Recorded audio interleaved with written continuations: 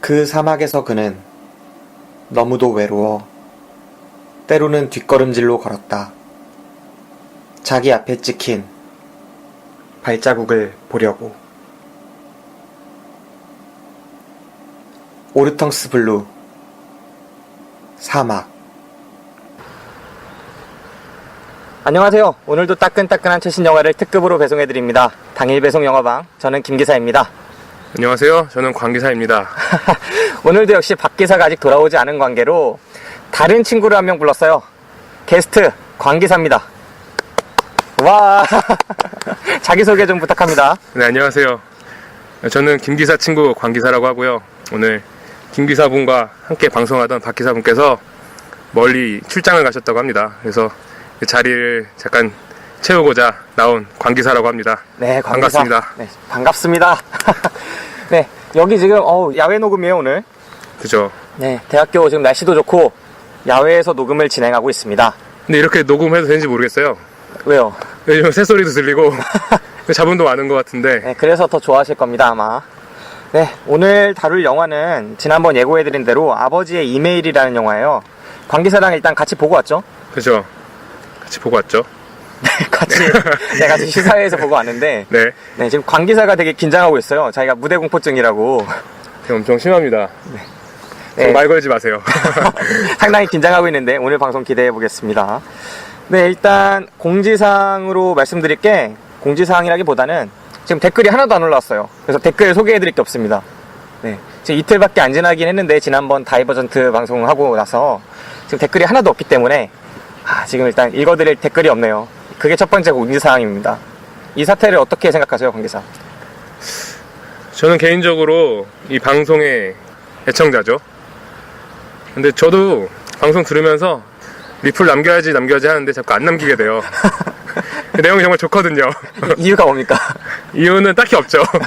좀 귀찮아진 것 같아요. 근데 가끔 생각나시고 김기사랑 이제 대화를 한다는 느낌으로 리플 하나씩 남겨주시면 정말 많은 힘이 된 것 같습니다. 관계사는 개인적으로 애청자라고 하셨는데 어떤 방송이 제일 좋으셨어요? 저는 사실 이 방송 시작하고 나서 여기 나온 영화를 다 챙겨봤어요. 진짜 다 봤어요?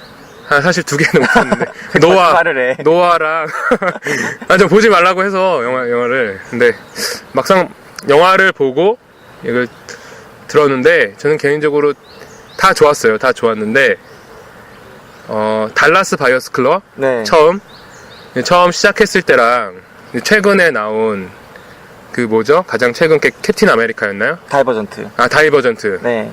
저는 다이버전트 안 봤기 때문에 네. 캡틴 아메리카를 네네. 들을 때 이게 막 하긴 달라졌다는 느낌을 많이 받았거든요. 처음이 좋은 거예요? 나중에 좋은 거예요? 그래서 이거 발전하고 있다. 발전하고 있다. 캡틴 아메리카 듣고 구성도 많이 좀 깔끔해진 것 같고 말하시는 분도 잘 말씀해 주시는 것 같아서 가장 최근까지 좀 잘 들었고 계속 잘 듣고 있습니다. 네, 그렇습니다. 앞으로 계속 발전하는 당일 배송 영화방이 되도록 하겠습니다. 네, 이제 본격적으로 아버지의 이메일 영화 이야기 들어가기로 하죠. 광기사가 네. 오늘은 소개를 준비해 오셨다고요?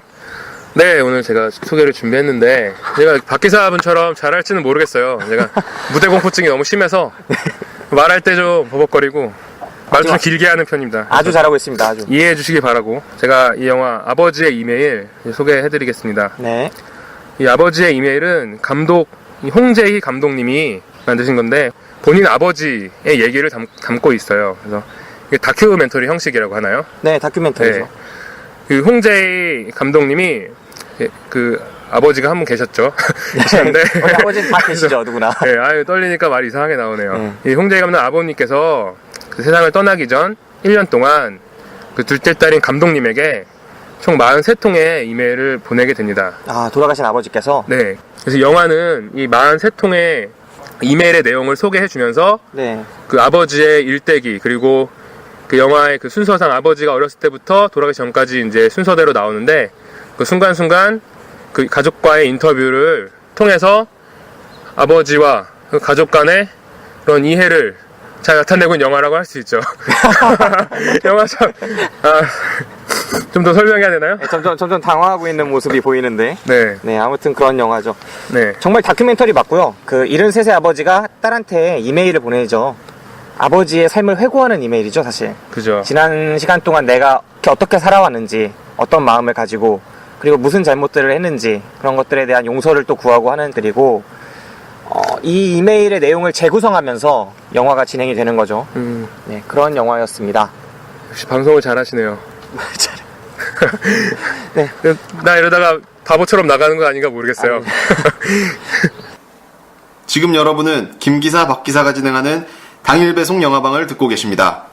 우리들의 팟캐스트 방송국 DPS. 먼저 이 아버지의 삶이 재구성되는 영화니까 이제 영화의 줄거리 자체가 아버지의 인생대로 흘러가죠. 그죠. 아버지 처음 나오는 장면 기억하세요? 처음 이 아버지가 어떻게 영화에 등장하는지? 처음에 등장을 어떻게 하죠? 저는 기억이 안 나는데. 처음에 이제 이북에서 밥을 먹죠, 집에서. 아, 그죠. 어머니랑 그리고 여동생 둘이랑. 아, 그죠. 네, 홀어머니랑 여동생 둘과 함께 밥을 먹다가 월남을 해야겠다, 남쪽으로 내려가야겠다, 뭐 이런 얘기를 하고, 그 다음에 이제 강을 건너서 나오잖아요, 14살짜리 아이가. 네, 그러면서 이야기가 시작됩니다. 기억나요? 네, 기억나요. 왜 처음 듣는 것처럼 그래? 네? 아, 너무 떨려서 머리가 하얘졌어요. 네. 어머니와 동생들을 이북에 남겨두고 14세 나이에 홀로 강을 건너서 남한으로 내려와가지고, 그 다음부터 이 아버지가 살아온 인생이 되게 굴곡이 있어요. 미군 부대 자벽부로도 일하고, 결혼해서는 베트남의 파견기술자로도 가고, 또 사우디의 건설 노동자로도 갔었고, 또 이민을 가려고 막 노력하죠. 그죠. 네, 그러기도 했었고, 그 다음에 와서는 실직자로 한국에 돌아와서는 술 많이 먹고 막 가정폭력까지 행사하면서 나쁜 아버지로 또 살아갔고, 이런 아버지의 자기의 삶에 대해 정리하는 이메일입니다. 감독이 실제로 둘째 딸이죠. 이 영화 보면서 어떤 부분이 기억에 남아요? 딱히 기억에 남는 부분은 이 내용을 일부러 그렇게 구성했는지는 모르겠는데, 처음에 그 가족들과 인터뷰하는 내용을 보면 아버지에 대한 이해가 하나도 없었다라는 느낌이 많이 들더라고요. 그러니까 네네. 아버지가 어떤 인생을 살아왔고, 그래서 아버지가 그런 가정폭력만 휘두르고 나쁜 사람으로 이렇게 보여지잖아요, 중간에 보면. 네. 근데 나중에 가족들이 꼭 이해한 것처럼, 나도 이제 그 아들도 보면 나도 이제 아버지를 이해한다. 그리고 또 엄마도 그 얘기를 들으면서 자꾸 회피하지만 그 얘기를 다 듣고 있잖아요. 네. 아버지가 사실은 알코올 중독 그리고 가정폭력을 왜 이렇게 일으켰는지, 이렇게 심적으로 이렇게 힘들어했는지를 이해하는 모습들이 좀 좋았던 것 같아요. 가족들이 조금씩 그래도 아버지의 삶을 더 알게 되는 그런 모습들이. 네, 그죠. 실제로 이 영화 진행이 아버지가 보내온 이메일을 중심으로 해서 둘째 딸이 그거를 계속 복원한 거잖아요. 그죠. 그런데 이 이메일 내용만으로는 아버지의 삶을 전적으로 다 복원할 수 없으니까 영화 중간에 계속 인터뷰를 따잖아요. 주변에 아버지를 기억하는 가장 가까운 가족들부터 해서 아버지를 기억하는 이제 친척들 혹은 같은 시대를 살아왔던 사람들의 인터뷰를 따서 아버지의 삶을 더 구성하고, 그렇게 계속 퍼즐을 맞춰가는 형식이에요. 그래서 사실은 둘째 딸조차도 처음엔 잘 몰랐던 아버지의 삶을 조금씩 이해하게 되고, 아버지의 물건들을 또 정리하면서 이렇게 아버지가 사셨구나, 이렇게 아버지가 그런 어려움이 있으셨겠구나, 이것 때문에 아버지가 그동안 그렇게 행동들을 한 거구나, 이런 거를 이해하면서 퍼즐을 정말 하나씩 맞춰가요. 그래서 정말 조금씩 이해하게 되죠. 다른 가족들도 이 둘째 딸만큼은 아니지만 어느 정도는 아버지에 대해서 다시 한번 생각해보는 계기가 되고 있고, 네, 그런 그렇죠. 영화였습니다. 그래서 전 개인적으로 네. 저희 아버지 세대는 아닌 것 같다는 느낌이 좀 많이 들었어요. 돌아가셨지만 네. 지금 한 60 이제 막 대실 이제 나이 57년생이셨는데, 맞네. 영화가 훨씬 네. 나이가. 그죠. 여기 나오는 이제 아버지를 보면 네. 70살이셨죠? 네. 70살에 돌아가셨는데, 6.25 전쟁도 겪고, 또, 어떻게 보면 저희 할아버지 세대? 네. 그런 가부장이 그런 모습이 아니었을까. 14세에 이제 월남을 하셨잖아요. 그죠. 한 49년, 48년 이제 6.25 전쟁 직전에 월남을 하신 건데, 한 30년대생 같아요, 그러면. 30년대생. 그죠. 일제차에서 태어난. 그래서 사실 영화 보면서 많이 공감은 되질 않더라고요. 네, 저도 약간 그런 부분이 네. 있었어요. 세대가 아무래도 우리 세대랑 너무 멀고, 그죠. 우리가 직접적으로 경험한 아버지 세대도 아니잖아요. 그죠. 그리고 실제로 할아버지랑 이 정도의 깊은 유대를 갖기가 어렵다 보니까, 여기서 나오는 아버지, 영화 속의 아버지의 세대와 공감할 수 있는 부분이 좀 떨어졌던 부분이 있는 것 같아요. 어떤 막 감동 많이 받은 분들도 많이 계시는 것 같은데, 극장에서. 그런 분들은 아무래도 나이대가 그 나이대 분들을 좀 경험하시거나 이런 분들이 조금 더 그러지 않았나. 세대를 초월해서 공감을 이끌어내는 부분은 사실 좀 적을 수 있겠다라는 생각이 저도 들었습니다.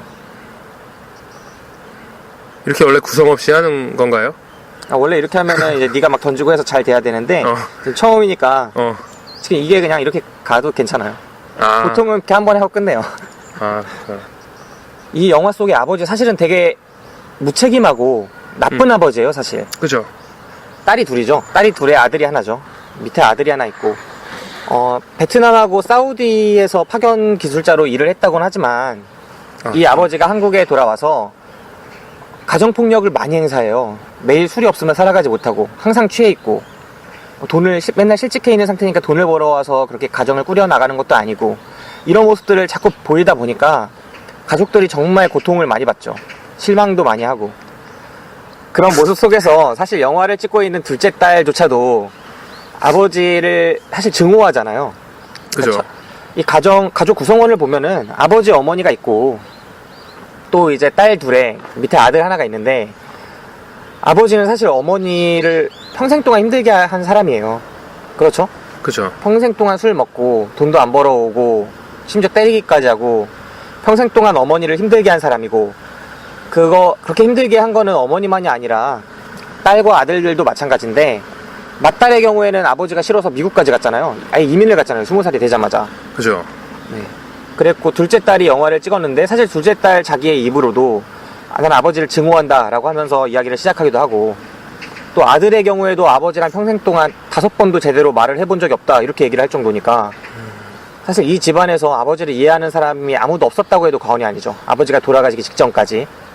그죠. 그런데 아버지가 돌아가시기 직전에 둘째 딸한테 메일을 43통을 보낸 거 아니겠습니까? 자기의 이제까지의 인생을 털어놓는, 내가 내려와서 어떻게 살았고 어떤 마음으로 너희들한테 잘못을 해왔고 그 이후에도 어떤 마음이었는지, 그거를 43통의 이메일로 보내놓고 얼마 지나지 않아 돌아가시죠. 그러니까 둘째 딸이 아버지를 나는 이제 돌아가셨으니까 용서하고 그동안 이렇게 불화를 거듭해왔던 이 가족을 화해시키고 싶기도 하고, 이런 마음이 있어서 용서를 하기 위해선 먼저 이해가 있어야 되겠다라고 생각을 해서 영화를 찍기 시작한 것 같아요. 네. 그런데 영화를 찍어 나가면서 실제로 완전한 용서에는 도달하지 못하잖아요. 그렇죠. 이해는 하지만 미국에 가서 큰언니도 엄청나게 다 나한테 그 얘기 하지 말라고, 스트레스 주지 말라고 하면서 막 울고 화내고, 또 어머니도 얘기를 더 하기 싫어하잖아요. 아버지에 대해서. 나를 괴롭히는 거다. 내가 그런 남편을 만나서 평생을 살아온 거를 생각한다면 네가 나한테 이런 걸 계속 물어볼 순 없다. 이렇게도 말하시고. 사실 둘째 딸이 계속 이렇게 벽에 가로막히다가 결국은 좌절해요, 영화가. 그런 부분들을 보면 이 영화 처음 만든 의도는 이 아버지의 인생을 이해함으로써 가족의 화해까지 이끌어내려는 그런 의도였는데, 실제로 화해시키는데 실패했고, 좀 그런 부분에서 좀 좌절이 있지 않았나, 의도를 성취하는 데 있어서는. 저는 사실 이런 영화를 처음 봤어요. 그러니까 영화 보면은 이 감독의 개인사를 어떻게 보면 영화를 한 거잖아요. 네, 그렇죠. 그리고 거기 나온 아버지의 역할이, 그러니까 제가 생각하기에, 네. 저희가 생각하기에 일반적인 아버지의 모습이라고는 사실 생각할 수는 없던 것 같아요. 그죠? 아까 말했듯이. 그러면서 그런 아버지, 가정폭력을 휘두르고 알코올 중독에 계신 아버지가 1년 동안 이메일을 보냈잖아요. 네. 그 이메일 내용만으로 아버지를 온전히 이해하고 용서하기에는 사실 힘들지 않나. 우리 시대의 사람들은 특히나 더 그렇게 보였을 것 같아요. 그죠? 근데 저는 조금 다르게 볼 수 있는 부분이 있다고 생각을 하는 게, 일반적인 아버지가 아니다 이렇게 말을 하기엔 네. 사실 그 말 앞에 우리 시대의 일반적인 아버지가 아니다라고 말을 해야 될 것 같아요. 그렇죠. 왜냐면 그 영화 속에서 계속 보여주거든요. 그 영화 속에서 이 영화에 주목할 만한 점이 뭐라고 생각하냐면, 저는 우리 사회의 근현대사, 우리나라의 근현대사의 현대사의 그런 물결과 이 한 사람 개인 아버지의 인생, 그 아버지의 인생이 결코 따로 떼어놓고 생각할 수 없는 부분이 있어요. 그죠? 그러니까 아버지의 삶 자체가 우리나라의 굴곡진 현대사의 모습이잖아요. 보면은 이 아버지가 14세 나이에 홀로 강을 건너서 남한으로 내려오죠. 그 다음엔 미군 부대에서 자벽부로 일합니다. 그리고 사업도 하다가 군대에 가죠. 그리고 전역해서는 돈을 다 잃고 베트남의 파견 기술자로 지원을 하고 결혼을 한 다음에 그 다음엔 또 돌아와서 사우디의 건설 노동자로 또 떠나고, 그 다음 알코올 중독에 막 이렇게 실업 상태에다가 막 이런 걸로 힘들어하고, 사회에 적응을 못한 채 많이 고통스러워 하다가 술에 젖어 살아가게 되죠. 또 그 이후에도 외국 이민을 시도하거나 독일 광부 파견을 시도하거나 이런 부분도 나오고, 88 올림픽에 자신의 뭔가 정체성을 다시 확인하는 그런 일도 있었고, 심지어는 옛날에 보도연맹 학살 사건도 나오잖아요. 그죠. 그러니까 이민을 하려고 하는데 그 이민이 좌절된 가장 큰 이유가 아내 가족의 그러니까 아내의 오빠였죠. 네. 오빠 두 분이 보도연맹에 가입되어 있다는 이유로 네, 아마 사살을 당한 걸로 나오고. 네, 반공적인 그런 정책 하에서 연좌제에 걸려서 그죠. 이민을 할 수 없게 되는 그런 그죠. 모습도 나오죠. 그리고 사우디에서 이민을 시도할 때도 국가 자체가 이민을 막았다 정책적으로 이런 얘기도 나오잖아요. 그러니까 사우디 파견 전에는 우리나라가 북한보다 확실히 잘 살지 못했기 때문에 나가서 북한으로 오히려 월북할 수 있다 이런 두려움 때문에 개인의 앞길을 막았다 정책적으로 네. 이런 얘기까지 나오고, 그러니까 아버지 한 사람의 인생에 아주 많은 근현대사의 사건들이 겹쳐서 나오는 거예요. 그리고 심지어 마지막에는 그 금호동 뉴타운 재개발 문제 네. 그것까지 등장하잖아요.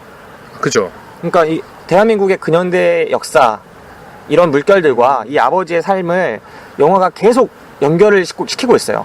그러니까 의도적으로 시킨다고 볼 수도 있겠고.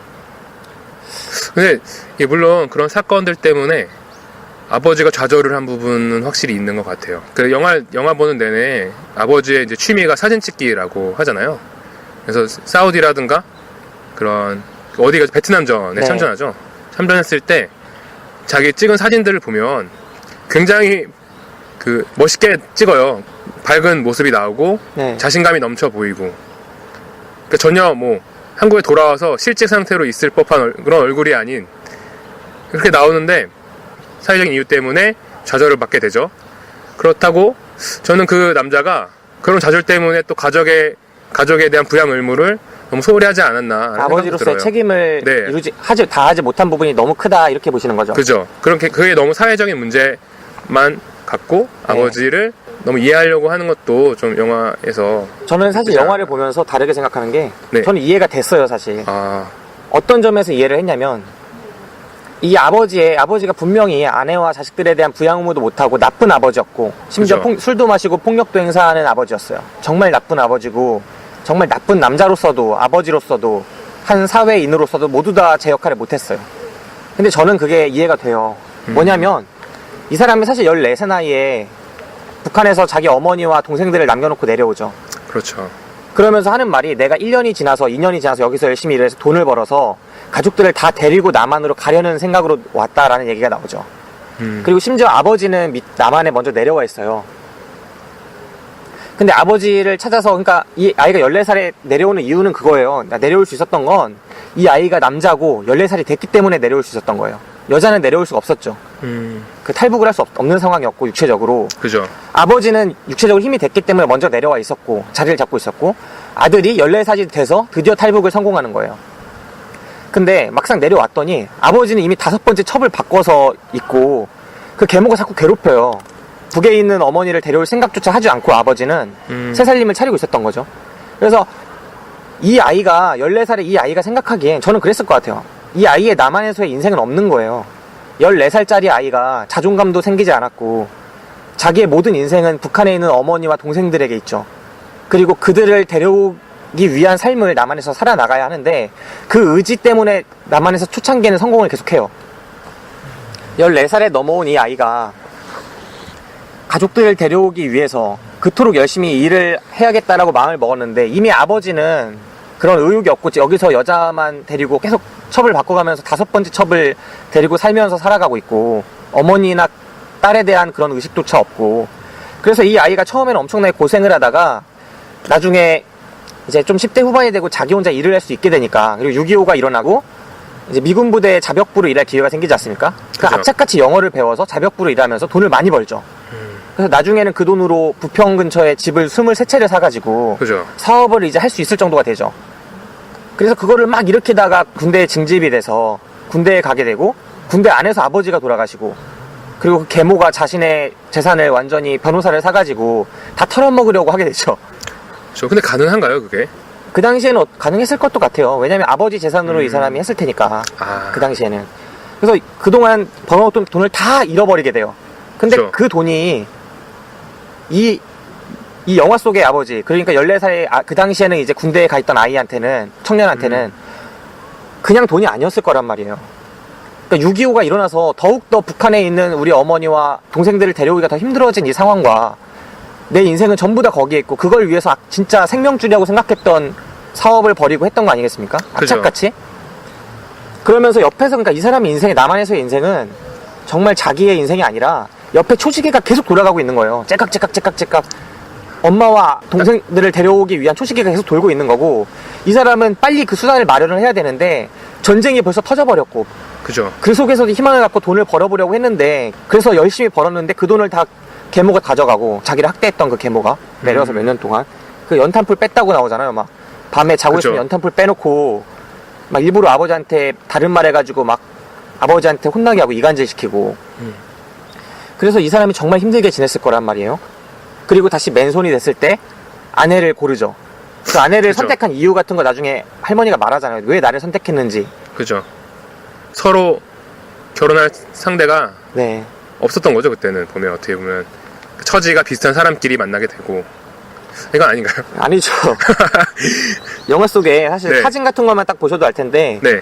비주얼적인 차이가 좀 나이 드신 분들이랑 돌아가신 분들고 이렇게 말하기는 좀 그렇지만, 네. 비주얼적인 차이가 심각하게 보이죠. 아, 아버지는 엄청 잘생겼어요. 이 그죠. 사람은. 이 남자는 진짜 영화배우에도 그 대사 속에 나오잖아요. 그 당시에 영화배우에도 뺨칠 그런 외모였다고.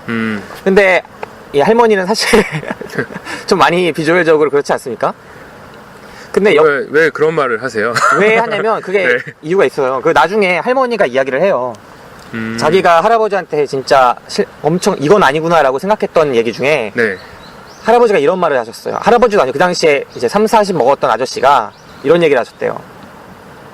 내가 주변에 이쁜 여자를 구하려면 몇 명이고 구할 수 있는 사람이고 그럴 수 있는데, 내가 당신을 선택한 건 당신이 그 당시에 진짜 찾아보기 힘든 초등학교 교사라는 안정된 직장이 있었고 집안이 괜찮았기 때문이다. 이런 얘기를 했다고요, 대놓고. 아, 그거 기억 안 나요? 아, 기억나요. 이 장면이 정말 중요한 장면이에요. 왜냐면 부부 사이에 소통이 전혀 없었다는 거를, 그리고 결혼한 이유까지도 이걸 되게 단편적으로만 보면 이 남자가 네. 정말 나쁜 남자처럼 보여요. 그러게요.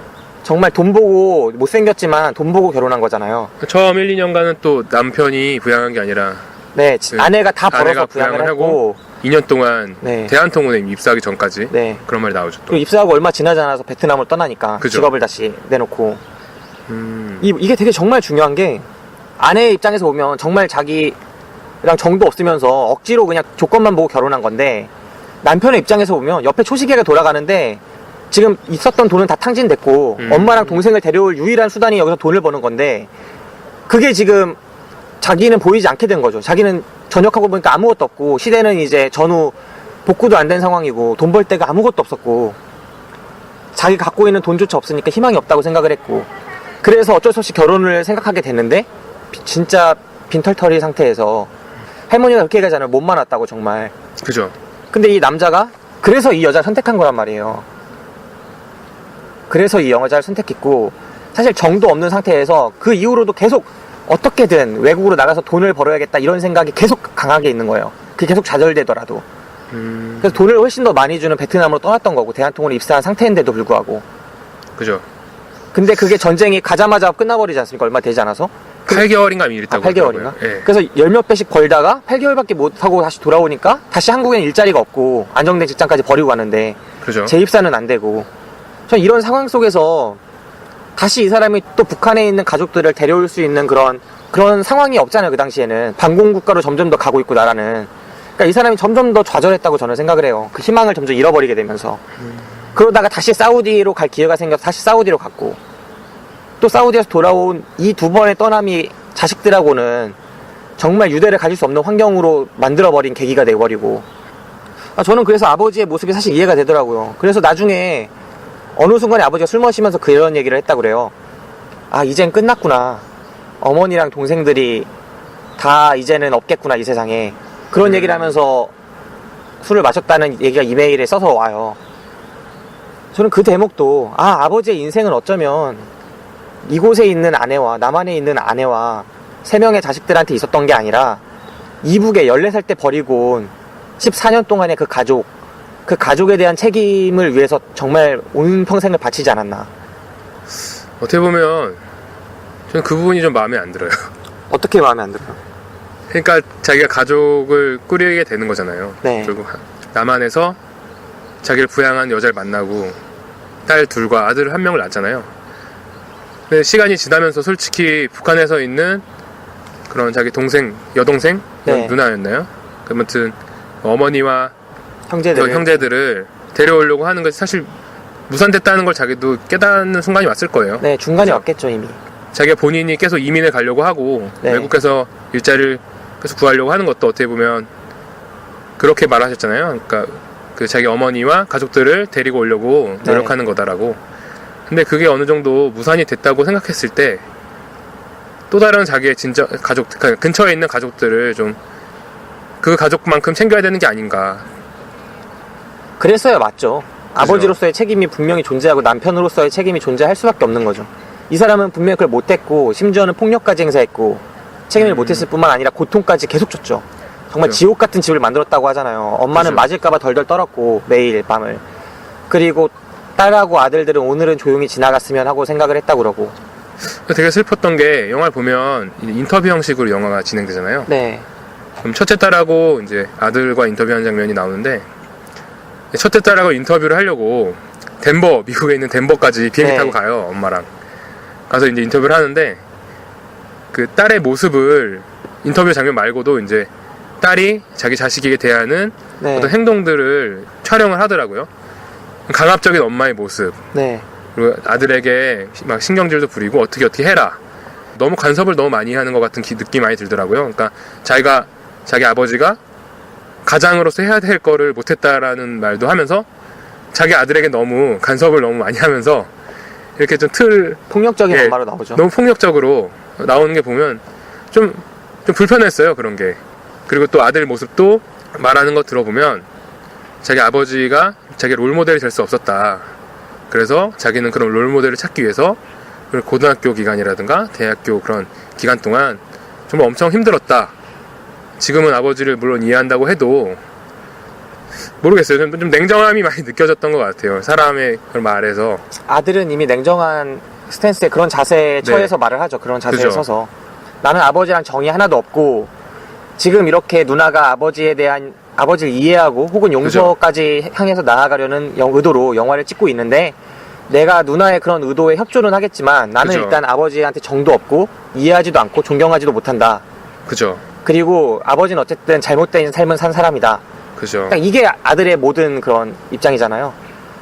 근데 이게 불편할 수밖에 없었던 이유는 저는 약간 가족이 좀 화목하고 좀 아름다운 그런 모습을 꿈꾸거든요. 아버지는 아버지의 할 일이 있고 또 자식들은 그런 멋진 물론 어떤 일을 하든 게 중요한 게 아니라 그렇게 가족을 위해 노력하는 아버지랑 물론 어머니 그런 모습을 보고 또 그에 부응하는 어떤 노력과 책임을 갖게 되는 그런 모습을 꿈꾸는데 영화에서 보여주는 그런 가족들은 이미 그런 게 다 무너져 버려가지고 되게 안 좋게 계속 흘러가는 기분이에요. 느낌이 불편한 내용만 나오고. 안 좋죠. 이 영화 사실 보면서 저는 얼마 전에 봤던 그 어거스트 가족의 초상이라는 그죠. 영화가 정말 많이 생각났거든요. 사실 그 영화랑 거의 똑같아요. 구도가. 그러니까 아버지가 가족의 모든 비틀림에 책임이 있죠. 그 그죠. 영화 속에서는 사실 엄마가 그랬고 어거스트에서는 아빠도 못지 않았죠. 아빠도 못지 않았지만 그 영화 네. 속에서 특히 자기 네, 비틀림에 대한 책임이 있고 이 영화 속에서도 누군가 책임이 있어요. 그리고 그로 인해서 모든 가족들이 다 비틀렸어요. 심지어 그죠. 자식도 셋이잖아요. 근데 셋의 입장 같은 게 그 영화랑 되게 비슷해요. 세 명이 전혀 다른 성격이잖아요. 그죠. 어거스트에서 보면 첫째가 줄리아 로버츠가 엄청 적극적으로 저항하는 딸, 안 되니까 아예 다른 데로 가버리는. 그리고 둘째 딸이 그걸 다 참고 견뎌내는 두 번째 딸, 부모님 곁에서. 그리고 세 번째 딸은 아예 모든 걸 회피해버리는 딸.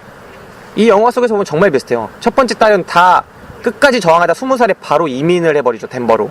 그래서 다 외국 남자를 만나버리죠. 그죠. 다시는 돌아오지 않아요. 줄리아 로버츠와 상당히 비슷한 느낌이 있어요. 아, 그러게요. 둘째 딸은 부모 곁에 계속 같이 있었어요. 부모를 증오했지만 계속 곁에 있었어요. 두 번째 딸도 어떤 면에서 유사한 점이 있어요. 세 번째는 회피하고 있어요. 아들은 관심도 없고 이해하고 싶지도 않고 나는 정이 없다라는 모드로 가고 있죠. 비슷한 구도예요. 셋이 전혀 다른 캐릭터로 성장했고 그 비틀린 가족 속에서 다 상처를 입고 있고 그 영화 어거스트 속에서도 줄리아 로버츠가 자기 딸 아비게일 브레슬린한테 되게 상처를 주는 모습을 보여주면서 되물림되는 그 모습을 보여주잖아요. 폭력과 이 비틀림이. 그죠. 이 영화 속에서도 첫째 딸이 다시 자신의 아들한테 다큐멘터리임에도 불구하고 사실을 기반으로 하고 있음에도 불구하고 비슷한 모습이 계속 그려져요. 심지어 남편까지 캐릭터가 비슷하잖아요. 줄리아 로버츠 남편 이완 맥그리거랑 네. 여기에서 베트남 그 남자 그죠. 알코올 중독에 알코올 중독이 아니라 네. 그 베트남 결혼한 남자요. 되게 멋있잖아요. 결혼 남자요? 미국에 나는 중상층 가정에 그걸 보고 계십니다. 여러분 한국에서 오신 여러분 이러면서 아, 그러게요. 그 내 아내가 아이한테 엄청나게 스트레스를 주는 그런 광경을 보고 계십니다 했다가 갈갈이 네. 먹고 도망간 남자 있잖아요. 남편. 아, 그리고 완전 똑같네요. 생각해보니까 줄리아 완전 로버츠랑 구도가 똑같아요.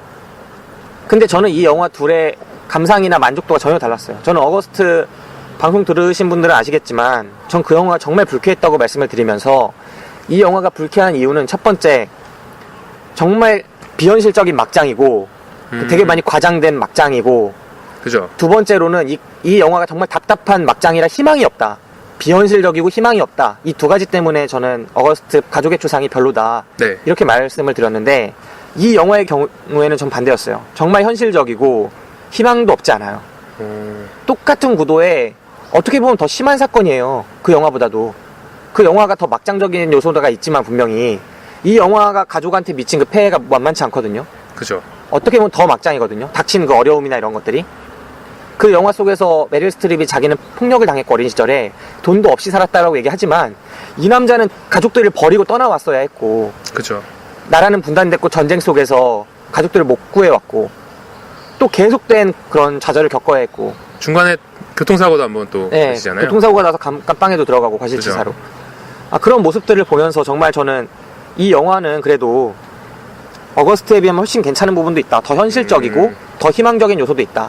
그리고 이 영화가 불편하다고 한다면 그건 사실 이 가정 자체가 이 사람이 불편하기 때문이 아니라 이 사회 자체가 우리의 근현대사 우리의 과거가 불행하고 우리의 과거가 비틀린 부분이 있는데 그거를 완전히 이해하지도 못하고 화해도 못하고 있기 때문에 그거를 우리는 기억에서 잊고 있기 때문에 지금만 살아가는 우리가 볼 때는 그 사람이 잘못했다라고 개인적인 과오로만 떠넘기고 있다라고도 볼 수 있는 부분이 있다라고 저는 생각을 해요.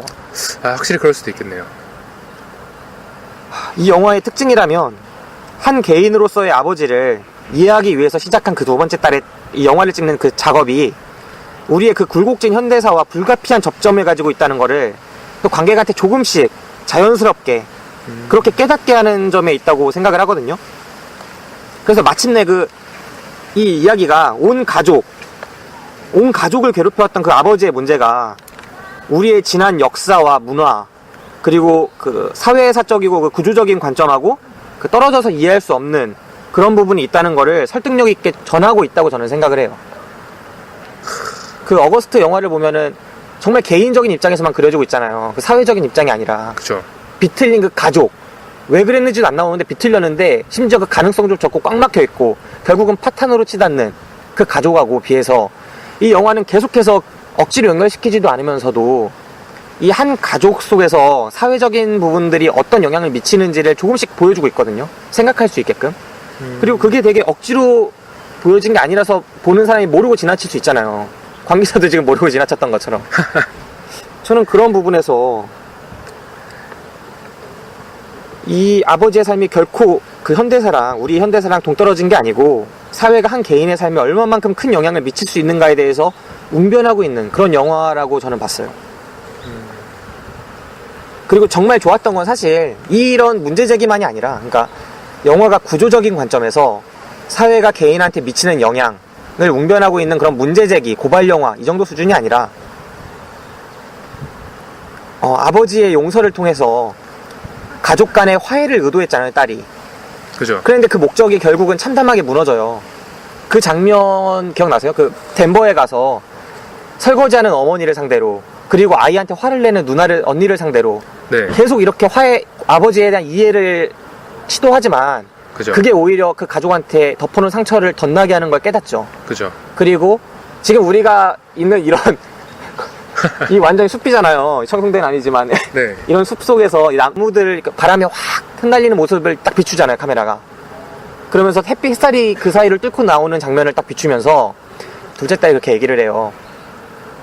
나는 그러니까 아버지를 이해하는 게 화해를 위한 전 단계라고 믿었고 우리 가족 모두에게도 그럴 수 있다고 믿었다. 근데 그 생각이 얼마나 오만한 것인가를 지금 깨달았다. 이런 대사가 나오거든요. 네. 저는 그게 이 두 번째 딸이 아버지를 이해함으로써 용서할 수 있었다고 믿었던 자신의 그런 목적이 얼마나 오만한 것이었는가를 깨닫게 되는 그 순간이 바로 우리의 지나간 역사와 그리고 우리가 살아가고 있는 오늘, 그러니까 그 전 세대 사람들이 살았던 그 아버지가 살았던 그것도 우리나라잖아요. 같은 땅이잖아요. 그죠. 그 시대의 역사하고 지금 이 김기사랑 광기사가 살고 있는 지금 이 땅에서의 그 모습이 전혀 화해도 안 되고 있고 그냥 덮어진 채 그 아픔을 그냥 덮어둔 채로 치유도 안 되고 화해도 안 된 간극을 그냥 보여주는 그 장면이라고 생각을 했어요. 이 다큐멘터리의 그 장면이 우리 지난 과거와 화해하고 있지 못한 그 장면을 네. 덧입히고 있다는, 그래서 저는 그게 되게 크게 와닿았거든요. 네. 아, 그런 느낌은 전혀 못 받았어요. 듣고 보니까 그런 것 같기도 하네요. 근데 이거 저는 네. 비슷한 걸 좀 느껴봤던 것 같아요. 그러니까 이런 저희 할아버지는 네. 할아버지 나이대가 어떻게 보면 여기 나오는 네. 그런 돌아가신 아버지랑 비슷한데, 할아버지가 저한테 그런 뭐 정치 얘기라든가 네. 외국 나가는 얘기를 하면 저는 깜짝 놀라게 돼요. 그러니까 뭐 가령 제가 일본을 간다고 하면 네. 민변한테 납치당할 수 있다. 민 맞나요? 조총련. 조총련. 네. 민변을 민주 변호사. 야, 이 제가 지금 너무 긴장해서 그렇고 조총련한테 뭐 할 수 있다. 네. 그래서 여자는 절대 못 가. 누나 같은 경우는 네. 해외여행을 혼자서 못 가게 하더라고요. 그리고 또 저는 그래도 또 저희 가족들의 특징이 다 고집이 더 있어요. 네, 네. 고집이 있어서 말리진 않아요, 서로. 네. 가고 싶다고 하면. 그래서 저 같은 경우도 이제 캐나다에 한 8개월 정도 혼자 갔다 온 적이 있는데 네. 그때도 엄청 걱정을 하시더라고요. 뭐 북한 사람들한테 납치당하진 않을까. 네. 또 가끔 술자리 하면 그 영화에 나온 아버지처럼 6.25 얘기를 좀 가끔 하세요.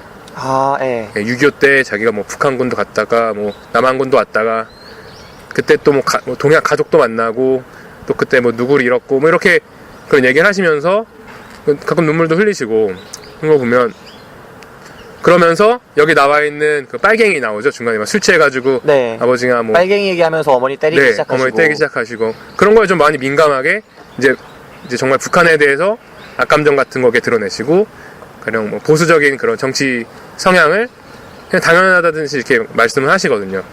진리인 것처럼. 근데 그런 걸 들으면 가끔은 그런 생각을 해요. 그러니까 서로 약간 이해한다기보다는 그러니까 이미 굳어져 버린 뭔가 벽 같은 게 있는 그런 기분도 가끔 들더라고요. 그러니까 저가 뭐 보수가 나쁘다 뭐 이런 게 아니라, 그러니까 서로 이해하려면 이렇게 저도 이제 공감을 좀 가져야 되는데 서로 공감을 가져야 되는데 공감이 좀 안 되는 그런 부분. 이해는 될 수 있어도. 아, 저도 완전히 진짜 네. 동의하는 부분인데, 사실 저만 해도 전에 이제 그런 할아버지들을 만나거나 이해할 수 없다고 생각했어요. 그러니까 아예 다른 사람들이고 뭔가 단단한 벽이 있고 그 사람들이 잘못 생각하고 있고, 왜 저 사람들은 저런 생각을 가질까? 정말 어리석다. 혹은 정말 꽉 막혔다. 라고 생각을 했는데, 저는 이 영화가 어쩌면 저한테 그런 계기를 줬거든요. 그러니까 이게 그 사람들의 탓이 아니야. 그 사람들은 그 사람들의 프레임이 생길 수밖에 없었던, 그 사람의 사고의 틀이 생길 수밖에 없었던 그런 삶을 살아왔어. 그런 시대를 살아왔어. 라고 영화가 저한테 알려주고 있는 느낌이 들었어요. 그러니까 그 영화 속에서 사실 이런 영화가 순간순간이에요. 정말 영화 속에서 전라도 얘기 나오는 순간 기억하세요? 그 극장 안에 사람들이 빵 터지잖아요. 어머니가 전라도 얘기하실 때. 그죠. 야, 이게 그 영화의 되게 웃기고 하이라이트적인 장면 중에 하나인데, 그 영화 속에서 아버지랑 어머니가 한 목소리를 내실 땐 딱 2번, 빨갱이와 전라도에 대해서 이야기할 때였다, 이런 얘기가 나오죠. 그죠. 그 빨갱이와 전라도가 사실 우리 시대에, 우리가 생각하는 그 전 시대의 사람들, 정말 수구적이고 꽉 막히고 우리랑 소통이 되지 않는 과거를 살아온, 과거에 머물러 있는 사람들, 반공의 그 프레임에 머물러 있는 사람들이라고 흔히 여기는 사람들의 시각인데, 그죠. 이 영화를 보다 보면 그 사람의 잘못이 아닐 수도 있겠다. 정말 자연스럽게 그런 게 생길 수도 있겠다라는 생각이 절로 들어요. 그러니까 탈북을 했잖아요. 네. 그 탈북을 하면서 북한의 또 그 인민재판의 그런 모습들, 인민재판의 이야기가 사우디에서도 또 등장하잖아요. 그죠. 이 아버지는 인민재판에 대한 트라우마가 있어요. 고향에 이북에서도 받고, 사우디에 가서도 전라도 사람이 자기를 인민재판 시켰다고 하잖아요. 그러니까 막 저 사람이 저 사람이 그쵸. 했어요라고 하면서 그게 저는 이게 다 복선처럼 깔리면서 다큐멘터리임에도 불구하고 그러니까 이렇게 약간 다른 얘기인데 이 영화를 보다 보면 다큐멘터리가 중간에 목적이 바뀌었다라는 생각이 들어요. 그러니까 처음에는 정말 개인적인 의도에서 출발한 다큐멘터리거든요. 그런데 이 이야기를 찍어가면서 구조적인 부분을 계속 맞닿으면서 딸조차도 화해에 실패했는데 이 다큐멘터리가 자기가 의도했던 게 아니라 다른 길로 막 세차게 더 열심히 달려가고 있는 걸 순간에 깨닫는 거예요. 그러면서 그 이후에 완전히 참담하게 좌절된 이후에 다큐멘터리가 오히려 더 잘 가는 느낌이 있거든요. 이 여자가 직접 금호동 뉴타운센 거기로 찾아가면서 그 네. 할아버지하고 인터뷰하는 모습에서 네. 저는 소통의 모습을 봤어요. 그러니까 이 다큐멘터리가 처음의 의도와 작가의 의도와 다른 목적으로 향해 달려가는데 그게 오히려 더 잘 되는 느낌이 보이거든요. 이런 유사한 다큐멘터리를 저는 극장에서도 본 두 번째 다큐멘터리구나 이게. 첫 다큐멘터리가 경계도시 2라는 영화를 전 봤었거든요. 그 송두율 교수 아세요? 아니요, 전 처음 들어요. 독일에서 온 학자였는데 네. 간첩이다, 김철수다 해가지고 이제 국정원에서 옛날에 사건이 있었어요. 네. 근데 그 사람이 독일에서 되게 유명한 학자였어요. 원래 나간 게 남한에서 나간 게 아니라 이제 조선에서 나간 거였기 때문에 그러니까 조선계 그쪽 그러니까 분단이 되기 이전에 나간 거였기 때문에 국적이 둘 중에 하나를 선택해야 했던 거죠. 그 전에 나갔던 사람들은. 근데 그 사람들 중에 이 북한이냐 남한이냐 나의 국적을 선택하기 싫었던 사람들도 존재하는 거예요. 그 사람들은 경계인으로 살아가요.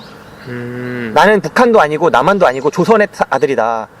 그 송도일 교수의 아버지가 송도일 교수한테 그런 얘기를 남겼다고 다큐멘터리에 나오거든요. 그러니까 네. 아들아 너는 꽉 막힌 남한이냐 북한이냐의 사람으로 살지 말고 어차피 분단된 조국인 이상 너는 세계인으로 살아라.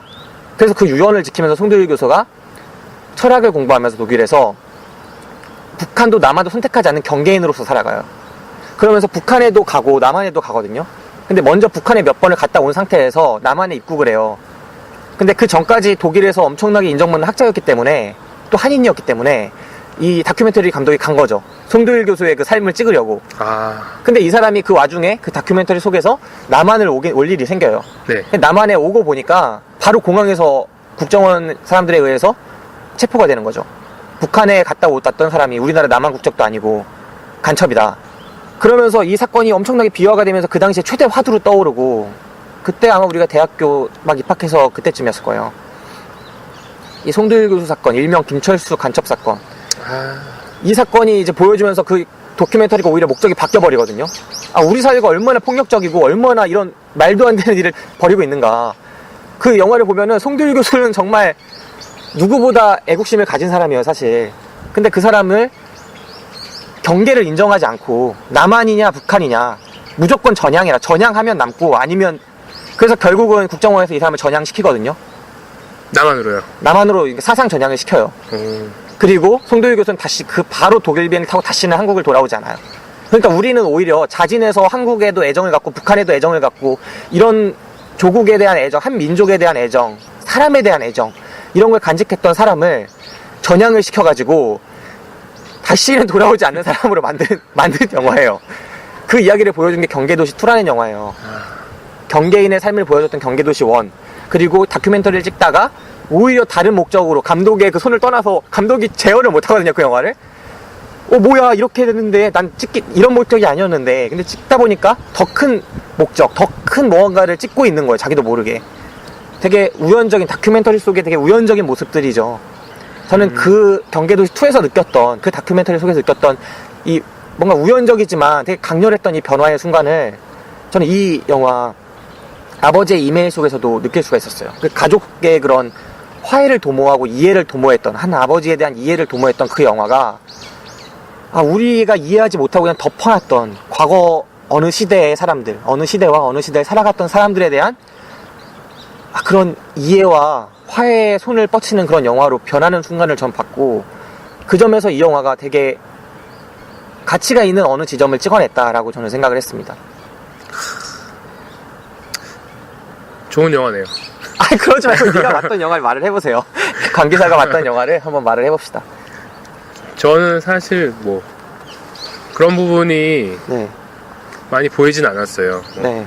물론 사회적인 문제 때문에 그 아버지의 좌절, 네. 뭐 그런 걸 통해서 가정의 불화 같은 것도 많이 봤는데 오히려 저는 가족의 입장에 대해서 생각해보게 네. 됐던 것 같아요. 그러니까 오히려 아까 그 김 기사님이 말씀하신 것처럼 네. 덴버에까지 가서 네네. 자기 언니를 인터뷰하잖아요. 네. 근데 그런 장면에서 언니는 시종일관 나는 전혀 관련 없는 사람이야라는 것처럼 네. 딴 데를 보면서 네. 먼 산을 바라보면서 뭐 그런 사람이 있었지. 네. 계속 그런 모습으로. 나는 전혀 뭐 그런 사람이랑 관련 없어. 나는 뭐 그런 사람 신경 쓰고 있지도 않아. 근데 어떻게 보면 그게 엄청난 상처를 이미 받았기 때문에 네. 그 여자가 그거를 기억하고 싶지 않은 걸 수도 있잖아요. 그렇죠. 사실 엄청나게 분노를 간직하고 있잖아요. 속으로. 그죠. 그리고 그 어머니랑 인터뷰할 때도 그냥 결국은 그 남자애 빼고는 특히 어머니는 얼마나 심했겠어요. 몇십 년 동안 네. 가정폭력을 당하고 술장을 하고 그리고 가정폭력을 당하면서도 아침상은 맨날 만들어 주시잖아요. 네.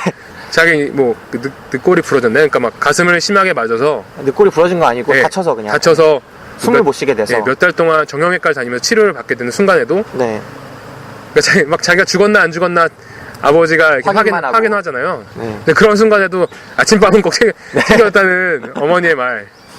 그러니까 어떻게 보면은 그 어머니도 아버지에 대한 정은 이미 다 사라졌고 그런 아내로서의 그런 역할에 되게 충실했던 그런 기분이 들더라고요. 그래서 상처만 남았고 그걸 자기는 그런 상처뿐인 몇십 년 동안 인생을 자꾸 어떻게 후벼 파는 그 다큐멘터리를 찍는 딸이 되게 못마땅하고. 예, 막 되게 약간 울음을 가지면서 방문을 네, 닫죠. 닫고 들어가시잖아요. 네, 그래서 울면서. 전 조금 불편했어요, 이런 게. 저도 사실 불편했어요. 딸이 너무 이성적이고 그죠? 정말 이성적으로 사고하는 딸인데 다른 사람들이 자기보다 더 나이가 많았고 그때 더 예민했고 더 그리고 오래 당했고 그런 모습들을 너무 자기가 생각해서 일방적인 시각으로 다가간 부분은 분명히 있죠. 그래서 화해가 실패하는 자기 이해를 시도했던 그 장면조차도 다 실패하는 그런 참담한 다큐멘터리의 순간이 있었던 거고. 지금 여러분은 김 기사 박 기사가 진행하는 당일 배송 영화방을 듣고 계십니다. 우리들의 팟캐스트 방송국 DPS. 그리고 아까 어머니 얘기가 나와서 말인데 저는 그 어머니도 사실 아내 역할을 다 했다고 하는데 네. 저는 그 어머니도 정말 아버지한테 잘못을 하는 부분이 있었다고 생각을 해요. 어떤 부분이? 그러니까 아버지는 남한에서 인생이 아까 없었다고 그랬잖아요. 14살 그죠. 내려와서 이 아버지는 죽을 때까지도 남한에서 자기의 인생이 없었어요. 진짜 바늘 하나 꽂을 만큼도. 아니 있었구나. 자기 방 안. 자기가 그죠. 맨날 들어앉아서 술만 마셨던 그 작은 방 안. 빛도 안 들어오는 그 방 한 칸만이 자기의 영역이었어요. 남한에선. 북한에서는 어머니도 있고 동생들도 있고 북한에 내 고향도 있었어요. 그러니까 이 사람한테는 남한에선 그 아무도 없는 어두컴컴한 그 방 안, 심지어 불을 다 꺼놓고 술을 마셔야만 하는 그 방 안만이 자기의 공간이었다면 전 그렇게 만든 게 어머니의 책임이 있었다고 보거든요. 아내라는 게 그 술상만 봐주는 게 아내가 아니죠. 그 영화 속에서 등장하는데 아버지의 이메일에서 그 얘기가 나와요. 저 사람은 단 한 번도 나랑 마주 앉아서 술을 마셔주지 않았다. 그게 나를 더 아프게 했다. 그러니까 이 아버지는 그러니까 저는 그게 되게 중요했던 게 이 아버지가 물론 잘못했어요. 다 잘못이. 이 아버지 진짜 나쁜 사람이었어요. 정말 아버지로서. 근데 한편으로 이 아버지는 정말 북한에서 어머니도 없이 내려온 그 14살짜리 고아였어요, 사실. 그죠? 그러면서도 책임감이 그 사람을 다 구해야 하는 장남이었어요. 14살짜리 고아가 책임감이 엄청나게 있었던 사람이고 인생 동안 항상 옆에서 초시계가 돌아갔고 그게 나중에 자동으로 마지막 건전지가 닿아서 멈추는 그 순간에 이르기까지 이 사람은 항상 책임을 이루지 못하는 반쪽짜리 인간으로 살았어요. 나는 북한 사람인데 남한에서 살아가는 그런 상황 속에서 이 사람이 아내를 얻었죠. 그리고 어느 순간 아까 관계자가 말했던 것처럼 어느 순간에 이제는 더 이상 가족을 데려올 수 없구나 라는 걸 깨달은 순간이 왔어요. 사실 다 죽었구나라고 그 초시계가 멈추는 그 순간보다 한 20년쯤 일찍 왔겠죠. 그죠? 초시계는 끝까지 자기 의무적으로 돈 거고 그 순간이 왔는데 어느 정도 이성적으로는 깨닫는데 감성적으로는 계속 초시계가 돌고 있는 순간이 있었는데 그때 이 사람이 자기의 인생을 아까 아버지의 책임을 못했다고 했잖아요. 아버지의 책임을 하려면 그 이전에 아버지로서의 역할과 그 친정적인 아버지로서의 그게 있었어야 됐어요. 근데 사실 어머니는 아내가 아니에요. 법적으로 아내지 그게 어떻게 아내야. 단 한 번도 이 사람이 그렇게 고통 속에서 항상 술을 마시면서 해줄 때도 단 한 번도 마주 앉아서 이야기를 나눠본 적이 없어요. 딸들도 마찬가지죠. 아들도 마찬가지예요. 이 사람이 북에서 내려와서 친구도 없죠. 항상 베트남하고 거기 돈 벌어야 된다는 생각으로 막 떠돌았죠. 점점 더 폐쇄적이 됐죠. 그 속에서 그 대사까지 나오잖아요. 그 당시에 이북에서 내려온 사람에게 공통적인 특성이 있다. 좋게 말하면 강직하고 강한 거고, 나쁘게 말하면 남한테 약하게 모습을 보여주면서 막 비비고 기대지 못하는 거다. 왜냐하면 다 어린 나이에 넘어와서 모든 걸 다 혼자서 해야 했기 때문에 마음을 여는 걸 못하고 먼저 손을 뻗는 걸 못한다는 대사가 나와요. 다른 이북 탈주한 사람한테서. 그 대사도 저는 유의미하게 느꼈던 게, 이 아버지가 아내한테 손을 뻗지 못했던 거죠. 평생 동안. 그리고 어쩌면 맨날 술을 먹고 하던 그런 모습들이, 술상을 업고 폭력을 행사하고 점점 이렇게 변해갔던 모습들이 손을 뻗을지 모르는 사람이 손을 뻗는 모습들이 아니었나. 14살이었던 거예요. 이 사람 60이 먹어도 14살이에요. 손을 뻗는 그 모습에 있어서. 그 사람이 북한에서 어머니가 있고 동생이 있는 상황에서 그런 일을 겪었으면 손을 뻗었겠죠. 아무도 없이 그렇게 탈북한 사람한테는 그 모습 자체가 손을 뻗는 모습이 아니었나. 그리고 어머니는 가장 가까웠던 사람으로서 한 번이라도 손을 잡아줘야 하지 않았나. 저는 그 책임이 사실 있다고 봐요. 그래서 이 사람은 평생 죽을 때까지 자기의 인생을 알릴 사람이 아무도 없어서 73세 인터넷을 배우잖아요. 그리고 그렇죠. 이메일을 배우려면 인터넷을 배우고 해야 되잖아요. 컴퓨터를 배우고. 그럼 그게 발버둥이라고 저는 생각을 해요. 자기 딸한테 메일을 보냈던 그 순간들이요. 네, 그래서 알리고 싶었던 거예요. 내가 이렇게 살았던 게 다 내 잘못인 걸 알지만, 그럼에도 죽기 전에 이 얘기를 해주고 싶었던 게 아니었나. 저는 되게 가슴 아프더라고요. 한 인간이 이렇게 살아갔던 것이. 14살에 내려왔던 그 아이를 욕할 수 없다고 생각해요. 그 그죠. 가족들만이 할 수 있겠죠. 근데 그 가족들조차도 이해를 하고 나서 욕을 해야 된다고 생각을 해요. 지금 욕하는 그 모습은 되게 폭력적이라고 생각을 해요. 하지만 그 가족들이 이미 많은 상처를 받은 상태가 아니었을까요, 그때는? 네, 엄청나게 받았겠죠. 그죠. 그러니까 이미 멀어진 상태에서 아내가 남편에게 다시 손을 내민다. 네, 사실 이게 계속 네. 악순환이에요, 어떻게 보면. 그러게요. 그러니까 아내한테도 그러지 못한 이유들이 충분히 있어요. 그리고 남편도 손을 뻗지 못할 이해할 만한 순간들이 있어요. 누구도 이해를 하는 거지 그게 맞다라고는 말을 못하겠지만, 네. 이해를 할 수 있는 순간이 분명히 있죠. 아버지의 가방을 나중에 열어보잖아요. 아, 007 가방 2개. 네, 007 가방이 2개가 있는데 어머니도 한 번도 열어보지 않았던. 저는 그것도 진짜 이 어머니의 잘못이라고 생각해요. 남편이 죽었어요. 네, 남편이 살아생전에 내 거에 손대지 마! 라고 했겠죠. 그죠. 분명히. 하지만 남편이 죽었죠. 네. 그리고 그 안에 남편을 이해할 수 있는 무언가가, 귀중한 무언가가 들어있을 거라는 걸 어머니는 알고 있어요. 본능적으로. 그죠. 평생 그 사람이 중요하게 생각했던 것들. 그리고 하나는 열려있었죠, 심지어. 남편이 죽고 나서 이 둘째 딸이 그걸 여는 순간까지 한 번도 열어보지 않았다고 얘기해요. 난 열어보고 싶지 않았다? 안 열어봤다? 열어보지 말라고 했다? 아, 저는 이게 정말 이 소통 없는 이게 부부라고 볼 수 있나. 그리고 과연, 물론 이게 어머니의 잘못도 아니고 아버지의 잘못도 아니고 둘 다 이유가 있고, 이유가 있는 게 계속 엇나가서 악순환이 거듭되는데, 그죠.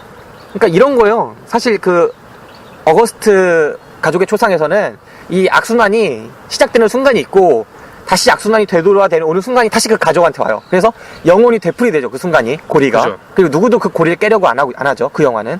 이 영화는 최초의 순간이 가족이 아니에요, 사실. 최초의 순간이 14살의 그 순간, 분단돼 있던 그 순간, 남으로 내려가야만 했던 그 순간이에요. 그러니까 이거는 더 이상 개인적인 문제가 아니라 구조적인 문제가 있다는 거죠. 영화가 그거를 찍어냈다는 거죠. 그래서 어거스트보다 훨씬 더 현실적이고, 어거스트는 사실 저는 그걸 보면서 물론 그런 가족이 있을 수 있겠지만 그게 제가 볼 때는 비현실적이라고 느꼈기 때문에 저는 너무 비현실적으로 심했어요, 하는 건데, 이거는 현실적이에요. 가족끼리 돌아가는 게 아니거든요, 사실. 그 전 단계가 분명히 있고 그 구조적인 모습이 잘 찍혔고, 그리고 한 바퀴가 돌았을 때 그 둘째 딸이 결국은 이게 문제다, 뭔가 있다, 사회적인 뭔가가 있다, 그리고 그게 아니더라도 우리는 아버지를 최소한 이해하려는 모습을 보여야겠다. 왜냐면 아버지가 먼저 나한테 이메일을 보냈기 때문에. 안 보냈으면 이 딸도 이해를 안 했을 애잖아요. 그죠. 근데 43통을 받았고 그걸 읽으면서 이해를 하고 싶다라는 걸 느꼈고, 용서를 하기 전에, 용서는 못하겠지만 아직은 일단 이해를 하면 용서할 수 있을 것 같다. 그리고 지금은 아버지 때문에 가족이 완전히 파괴된 상태지만 내가 그거를 이 43통의 이메일을 근거로 해서 되살릴 수 있겠다라고 생각하는 순간이 오고, 저는 그 모습들이 이 다큐멘터리에 정말 녹아드는 부분이 있다고 생각을 해요. 들어보니까 굉장히 괜찮은 영화 같네요. 그렇게 생각하죠. 사실 저도 이게 얘기를 더 하다 보니까 네. 저도 이 영화에 사실 추천 안 하려고 마음을 먹고 왔거든요. 네. 되게 고민을 사실 제일 많이 한 영화예요. 추천할까 말까 경계에 있거든요. 네. 근데 분명히 제가 받은 감흥은 크지가 않았어요. 네, 저도. 내 세대가 아니고, 그리고 그 구조적인 문제랑 효과적으로 얽히기 시작하는 부분이 비교적 후반부예요. 그리고 그게 감흥이 크지 않았다는 점에서 그랬는데 지금 좀 고민이 되네요. 그건 좀 더 얘기하면서 생각을 해봐야 될 것 같고, 관 기사는 이 영화 보면서 네. 좀 아까 얘기했던 거 말고 또 인상적이었던 부분이나 좀 마음에 안 들었던 부분 같은 것도 있어요? 저는 그 아버지의 그 007 가방을 예, 열었을 그거. 때 그 물건들. 네. 첫 번째 가방, 두 번째 네. 가방. 첫 번째 가방, 두 번째 가방 다 예. 똑같은 내용이었어요. 왜냐면 보시면은 첫 번째 가방에 뭐가 들어있었죠? 첫 번째 가방에 여권 아니었나요? 여권이랑 네. 그다음 각종 자격증이랑 그죠. 상장들이랑 상장. 상장이 아니었구나. 자격증들. 네. 그러면서 엄마가 또 그 얘기를 그렇게 하잖아요. 이 사람은 자격증만 따놓고 하지도 않았다고. 그죠. 근데 저는 그것도 이해를 못했기 때문이라고 봐요. 정말 중요했던 이 자격증과 그런 게 이 남자한테 정말 중요했던 거예요. 그렇게 생각 안 해요? 이 사람한테 성취였던 거죠. 그 하나하나가 그죠. 자기의 자존감을 14살에 넘어와서 자존감을 쌓을 기회가 없었는데 순간순간에 자기가 역할을 하면서도 자존감도 같이 쌓아왔던 순간들이에요. 귀중한 순간들. 그 순간들을 자기의 가방 속에 간직한 채 닫아뒀던 거죠. 그죠. 그 가방이 자기의 공간이었던 거죠, 사실은. 자존감이었고. 근데 이 엄마는 그걸 실용적으로만 보죠. 그 갱신도 안 해가지고 나중에 못 쓰게 돼가지고 어쩌고저쩌고 이렇게 얘기하면서 정말 쓸데없는 짓만 하는 인간이었다. 그렇게 얘기하죠. 그렇게 생각 안 해요? 두 번째 가방은 그걸 더 잘 나타내 주잖아요. 두 번째 가방은 거의 사진이라던가 88올림픽. 88올림픽 그 봉사활동했던 기념주화라던가 뭐 그런 게 담겨 있었죠. 네. 첫 번째는 그러니까 자격증과 여권이 네. 담기면서 자기가 남한에서 뭔가 했던 순간들이나 자기의 존재가 입증되는 것들에 대한 기록들이 남겨져 있었어요. 사실 그죠. 보면은 전혀 귀중한 것도 아니었는데 자기의 존재, 남한에서 나의 존재를 입증할 수 있었던 모든 것과 내가 해낸 모든 것이 그 안에 있었죠. 두 번째 가방에는 이 사람이 이제 첫 번째는 열심히 살 때 거고 그래도 그죠. 두 번째는 이제 실패한 채로 계속 살아가다가 88올림픽이 열렸을 때 술을 갑자기 이제 술만 마시고 살던 거에서 방을 나와서 자원봉사를 신청한 다음에 세계에서 온 사람들을 대상으로 자원봉사를 하면서 처음으로 인간답게 살아갔던 시간이 20 며칠 나오죠. 그 올림픽 그죠. 기간. 그 올림픽 기간에 대한 모든 사진과 그런 메달과 그런 기록들이 모여있죠. 정말 별거 아니잖아요, 사실. 딱 열어봤더니 올림픽 기념주화랑 그때 찍었던 사진이랑 진짜 쓰잘데기 없는 막 팜플렛이랑 그죠. 그 007 가방 그렇게 귀중하게 감춰놨던 그 가방 안에서 딸이 그걸 열었을 때의 느낌이. 근데 그게 사실은 아버지의 남한에서 인생은 사실 그 88년 그 20 며칠하고 며칠 더한 거 자격증 땄던 그런 순간밖에 없는 거예요. 이게 연결되는 게 추가로 해서 나중에 틀니 찾는 장면. 그죠. 그것까지 해서 저는 딱 이게 이거구나 싶더라고요. 그런 생각 못 받았어요? 네, 저는 오히려 물론 지금 들어보니까 맞는 말인 것 같아요. 저는 그렇게 연결은 시키지 못했는데 저는 오히려 그걸 보고 오히려 다른 생각을 했었어요. 왜냐면 그 남자의 그 아버지의 취미생활이 사진 찍기였잖아요. 네네. 아까도 말했듯이 사진에 찍힌 그 남자의 모습은 엄청 자신감이 넘치고 항상 웃는 모습이었죠. 네네. 멋진 포즈에 네. 사우디 가서 찍은 사진들 보면 그런 외국인 노동자들 사이에서 뭐 어깨 동무도 하고 네, 그죠. 선글라스 딱 끼고 멋있게 세계 속의 한국인 같은. 전혀 뭐 알코올 중독자로 느껴지지 않을 네. 전혀 그 귀찮은 많이 느껴져가지고 그럼 뭐라 그래 일을 안 하는 사람 그러니까 실직자 그러니까 자기 일할 의지가 없는 사람처럼 느껴지지 않고 정말 멋있는 진취적인 남성상처럼 그랬죠. 진취적인 남성 정말 막 뭐라도 하나 만들 것 같은 건물이라도 하나 뚝딱 만들 것 같은 사람처럼 사진 찍히잖아요. 네.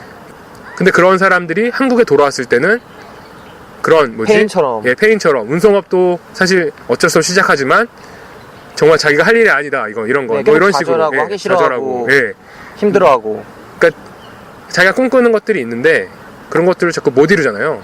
네. 그리고 또 그런 꿈꾸는 게 확실히 느껴지는 게 007 가방 열었을 때도 어떤 세계인들 그러니까 네. 우리나라 사람들이 다른 사람들을 자꾸 자기가 만나면서 무언가 이뤄내는 것처럼 이렇게 88 올림픽의 어떤 역사적인 순간에 자기가 무언가 일을 하고 있는 그런 엄청난 추억이죠. 아까 김기사 네. 김기사님 아까 말씀하셨던 것처럼 그런 게 되게 자존감을 이렇게 만드는 과정 중에 하나인 것 같은데, 근데 그 남자가 분명히 그런 가족들 안에서도 그런 자기를 가족들을 이렇게 뒷바라지하면서 자기 어떤 특정한 역할을 만들고 네. 그래서 자기를 이렇게 좀 더 술을 안 마시고 이거 뭐라 그러지? 자기를 정립해 나간다 그러잖아요. 그 자기를 자아를 찾아간다 그러잖아요.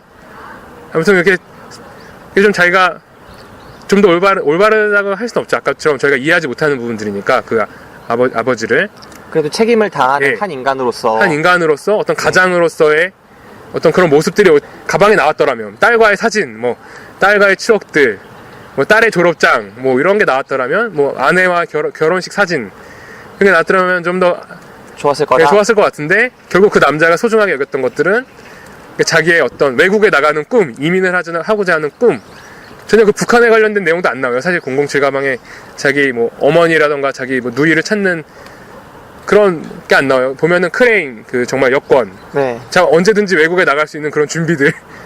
아, 나는 그게 또 말 듣다 보니까 갑자기 난 그게 그건 것 같아요. 보면은 예, 나중에 아버지가 할아버지가 되고 엄마가 할머니가 돼서 덴버에 갔는데 아, 여기 한국에서의 모습과는 전혀 다르게 하는 그죠. 모습들이 보여지잖아요. 네. 갑자기 아버지는 설거지라고 가정일을 열심히 하고 그 잔디 깎고, 할머니는 맥주를 마시죠. 그죠. 평생 술을 그렇게 경멸하면서 안 마셨는데 한 그죠. 입도 안 대고 아버지랑 대작도 안 해줬는데 저는 그게 갑자기 이런 생각이 드는 게 이 네, 아버지가 한국에 대한 우리나라에 대한 아픔들이 녹아있잖아요. 이 사람은 아 그게 너무 트라우마가 돼서 우리나라가 아닌 다른 나라에 대한 그런 것들이 있는 게 아닌가 싶어요. 그러니까 이 사람이 본연은 그러면은 되게 네. 진취적인 남자였던 거예요. 14살에 그 강을 건넜던 그 패기가 있었던. 그죠. 아, 맞네. 이 사람이 14살 때 강을 네. 건넜어요, 혼자. 그죠. 탈북을 했던 그 멋있는 남자인데 한국에 와서도 처음에 사업을 그렇게 열심히 하다가 계모가 배신해가지고 그 순간부터 배신을. 좌절의 길로 쫙 빠지는 거 아니겠습니까? 그죠. 보니까 저는 이 남자가 원래 그 멋있는 남자였던 것 같아요. 생긴 것처럼 정말. 그러다가 한국에서 모든 거에 자기는 이북에 놔두고 온 엄마랑 여동생들을 못하게 된 그 순간에 네, 한국의 모든 것, 한국에서의 자기 인생을 다 바닥까지 보내버린 것 같아요. 그리고 나서 사우디에 가서 베트남에 가는 건 있는 거, 다시 새로운 인생이 돼버리는 거죠. 아, 그러니까 재출발을 한국에서의 하고. 그런 게 아니라, 그러니까 왜냐면 그 덴버 가서도 할아버지가 돼서 갔을 때도 되게 갑자기 새 사람이 된 것처럼 하다가 그죠. 돌아오면 똑같잖아요. 아, 그러니까 어떻게 보면 이 사람이 베트남에 갔을 때, 사우디에 갔을 때가 어떻게 보면 14살에 여기에 왔을 때처럼 다시 한번 자기의 시작을 하는 그런 순간들이 아니었나. 아 어떻게 보면 아버지가 일자리를 찾아도 잘 안 찾아지고 또 외국에서 일을 찾으려고 해도 그런 어머니의 그 가족 때문에, 네. 그 연좌제 때문에. 연좌제 때문에 그 여권이 되고. 발급이 안 되는 거, 이민자 안 되고. 안 되고. 아, 그런 그렇게 것들이 좌절을 연관돼서 통해가지고. 그때 아, 이북 사람이었다는 편견도 있었을 거고. 그죠. 그래서 어떻게 보면 이 사람이 나 그래서 이해가 되네. 네가 하는 말 들으니까 관계자가 하는 말을 들으니까요. 첫 번째 가방에 그 외국에 관련된 것들이나 이민에 관련된 것들이나 자격증 이런 게 들어있었던 게 단순한 자존감만이 아닌 한국에 대한 그런 자기도 모르게 쌓여진 그런 억압감과 외국에 대한 그런 탈출구 그런 것들이, 그리고 절실함이겠죠. 그게 오히려 절실하니까 그런 게 있었겠죠. 한 사람이 맞네, 이 사람이 또 우울증까지 걸렸었잖아요. 그죠. 그러니까 우울증 걸린 사람들은 자기도 모르게 이렇게 심리적으로 가해지니까. 또 듣다 보니까 저도 좀 더 이해하게 되네. 아버지 이해하게 되네요. 나 좀 더 이해하게 되네. 이러면 안 갑자기 되는데. 얘기하다 보니까. 이런 게 바로 당일 배송의 묘미 아니겠습니까? 아, 그러네요. 막 얘기하다 보니까 깨달아지는 거. 지금 여러분께서는 김기사 박기사가 진행하는 당일 배송 영화방을 듣고 계십니다. 우리들의 팟캐스트 방송국 DPS. 근데 사실 이해를 한다고 해도 제가 자꾸 여기서 옹호하고 있는데, 그럼에도 불구하고 제가 전 방송에서도 박 기사한테 얘기를 했듯이 어떠한 순간에도 실패의 최종적인 책임은 본인에게 있다고 저는 생각을 해요. 그런 입장에서 분명히 이 아버지 개인의, 남자도 아버지도 그리고 남편도 아닌 개인의 이 사람 이름 뭐죠? 할아버지의 그죠. 그 개인적인 실패의 원인만 보더라도 그 본인에게 있다고 생각을 해요. 가장 큰 책임이. 하물며 심지어는 이 사람이 가족들한테도 생채기를 엄청나게 많이 냈잖아요. 그죠. 아내한테도 자식들한테도. 거기에 대한 책임은 더욱 큰 거죠. 이 사람한 개인이 생산한 책임은. 그래서 저는 결코 이 사람을 그렇게까지 옹호하고 싶은 생각이 없는데, 네, 그럼에도 불구하고 얘기하면 할수록 네. 이 개인을 더 이해할 수 있는 부분들이 있는 것 같아요. 저도 그런 것 같아요. 그래서 이 구조적인 측면을 이 영화가 네, 정말 잘 맞물리고 있는 부분들이 알게 모르게 계속 들어가 있는 것 같아서 우리가 얘기하다 보니까 네, 가방 장면을 통해서 또 이해하게 된 거잖아요. 그러니까 그 전에 얘기했던 거는 14살에 내려온 사건이랑 할머니의 캐릭터까지 엮어서 이 사람이 이렇게 힘들었을 거다만 얘기하면서 이해를 한다고 했는데 이 사람이 소중하게 생각했던 그 물건들을 통해서도 어떤 심리적인 상태가 있었는지도 알 수 있는 것 같고 그리고 마지막에 그 틀니 얘기했는데 네. 아, 그 장면. 수채구멍에 들어가서 그러니까 그 길 가다가 옆에 이제 빠져있는 구멍 있잖아요. 네. 하수구 안에 틀니가 빠지죠. 그래서 수채구멍 그걸 열고 그 안에 들어가잖아요. 할아버지가 노구를 이끌고 아, 저거 살인의 쪽인 줄 알았어요. 거기에 들어가고 막 질척질척한데 갑자기 기어 들어가서 그 장면은 재현으로 연출을 했죠. 그러니까 처음 14살 때 강 건넌 장면이랑 틀니 빼는 장면은 다큐멘터리인데도 불구하고 앞뒤에 이 짧은 장면들은 재현을 통해서 연출했는데 그 부분 저는 일단 연출적으로도 인상적이었고 무슨 쇼생크 탈출 같은 데 보듯이 막 질척질척한 하수구를 막 기어가가지고 상처 막 입으면서 틀니를 딱 잡아갖고 겨우겨우 나오죠. 그런데 거기 사실 들어가면 질식사할 수 있잖아요. 가스 때문에. 아, 그런가요? 예, 그래서 그 영화 속에 그게 나와요. 사실 생명을 잃을 뻔한 순간이었다고. 그래서 할머니가 정말 멍청한 인간이라고 틀니 하나 해갖고 그거 갖고 자랑으로 몇 번 자랑을 자기한테 하더라고. 그래서 정말 이해할 수 없는 인간이라고 끝까지 그렇게 날 괴롭힌다고 얘기를 하잖아요. 네. 근데 그게 반대로 또 모리에가 또 나온다. 가족간에, 부부간에. 아, 왜냐면 그 할아버지한테 그쵸. 시계까지 멈추고 완전히 할아버지를 희망도 없이 살아가던 그 순간에 저는 이 틀니 뺐기 때문에 그 인터넷을 배우 여력이 생겼다고 봐요.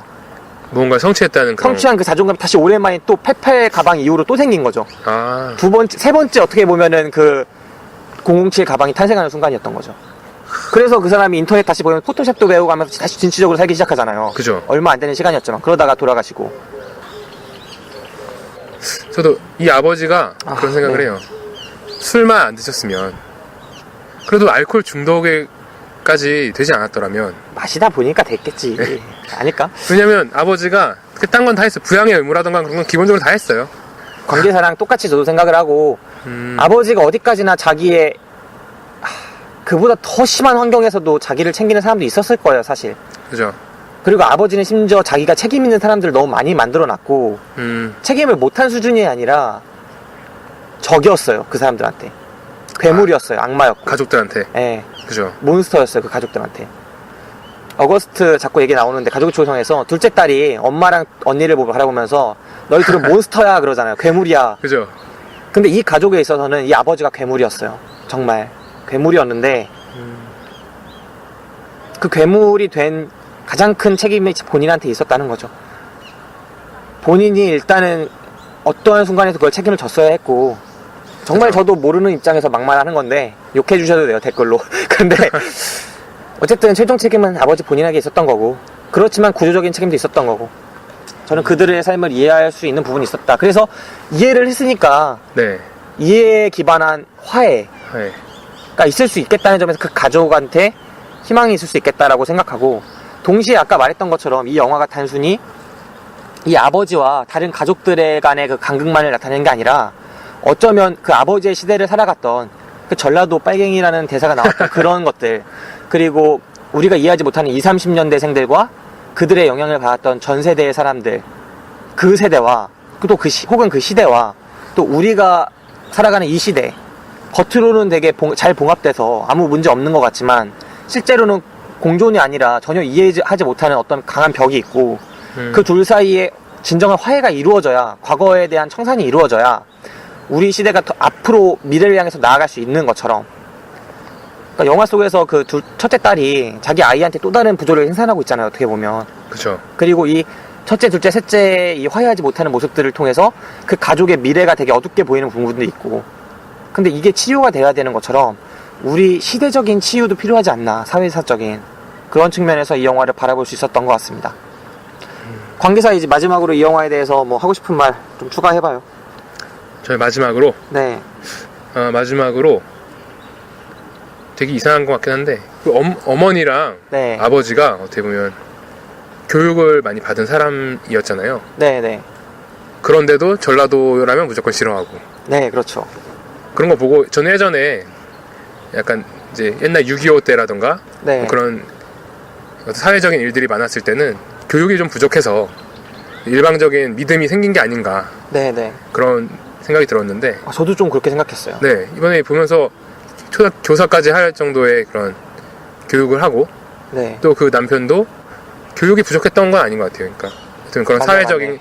네. 그런 것들이 한 개인의 그런 걸 만든 것 같아요. 뭐라 그러죠? 그거 가치관 네, 그런 사고의 틀. 사고의 틀. 네, 예. 편협된 그런 사고의 틀을 좀 만든 부분이. 네, 확실히 있는 것 같다는 생각도 들었어요. 그래서 아버지를 이해할 수 있을 것 같아요. 지금 얘기하다 보니까. 이 영화 관계자는 추천하고 싶어요? 저는 추천하지 않겠습니다. 네. 이번에부터 네. 우리 방송이 새롭게 이제 추천 시스템을 하려고 하는데 네. 똑같이 추천은 똑같은데 네. 추천이 있고 비추가 있어요. 그러니까 추천은 추천해 봐라 이거고 비추는 보지 마 이거고. 좋아요, 싫어요 하는 거네요. 네, 그 다음에 나머지는 추천도 비추도 아닌 거죠. 쏘쏘 그냥.